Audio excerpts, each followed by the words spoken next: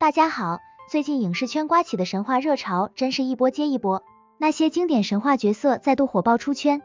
今天咱们就来深入聊聊其中人气爆棚的哪吒，他身上的法宝与法术，简直是神话世界里的高光存在，绝对能让你们目瞪口呆。大伙都知道哪吒前世是灵珠子，身负不凡使命，转世后太乙真人对他格外偏爱，赠予了诸多威力绝伦的法宝。这些法宝堪称哪吒的底气，是他在神话世界里纵横驰骋、降妖除魔的关键。咱们先从乾坤圈说起，这可是元始天尊亲赐的神器。乾坤圈的神奇之处在于它能随心变化大小，灵动自如，一旦发动攻击，其威力堪称恐怖，百发百中，无论多么坚固的防御，在他面前都如纸糊一般。当年哪吒大闹东海龙宫时，乾坤圈大显神威，面对虾兵蟹将的层层阻拦，哪吒挥动乾坤圈，如流星赶月般砸向敌人，瞬间将敌人打得落花流水，就连龙宫的坚固石壁都被砸出了巨大的窟窿，其威力可见一斑。再看混天绫，这可是哪吒的出生伴手礼，它看似是一条柔软的神绸，实则充满灵性。战斗时，混天绫能自主出击，以迅雷不及掩耳之势将敌人紧紧束缚，让敌人动弹不得。不仅如此，它还能在海面掀起惊涛骇浪，搅得龙宫不得安宁。更神奇的是，它还能召唤出金乌太阳鸟，这些金乌周身燃烧着熊熊烈火，一旦出现，便向着敌人喷射出炽热的火焰，瞬间将敌人淹没在火海之中，堪称海战大杀器。火尖枪作为太乙真人赐予的主战兵器，同样不容小觑。枪身修长，寒光闪烁，枪尖能喷射出3昧真火，这可不是普通的火焰，其温度极高，威力超乎想象。哪吒手持火尖枪冲入战场时，那熊熊烈火便随着他的攻击蔓延开来，所到之处，敌人无不闻风丧胆。在与石矶娘娘的战斗中，火尖枪的威力尽显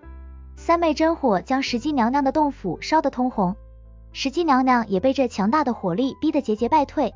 风火轮同样是太乙真人的珍贵馈赠，哪吒踏上风火轮便能获得飞天遁海的能力。风火轮的速度快如闪电，在天空中飞行时，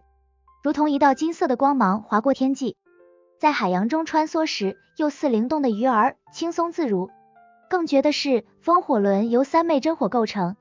水火不侵，无论面对怎样的狂风巨浪，都能稳稳地载着哪吒前行，是哪吒出行和战斗的绝佳伙伴。除了上述法宝，哪吒还有金砖、阴阳剑、九龙神火罩等强力法宝。金砖由特殊材质打造，坚硬无比，哪吒抛出金砖时，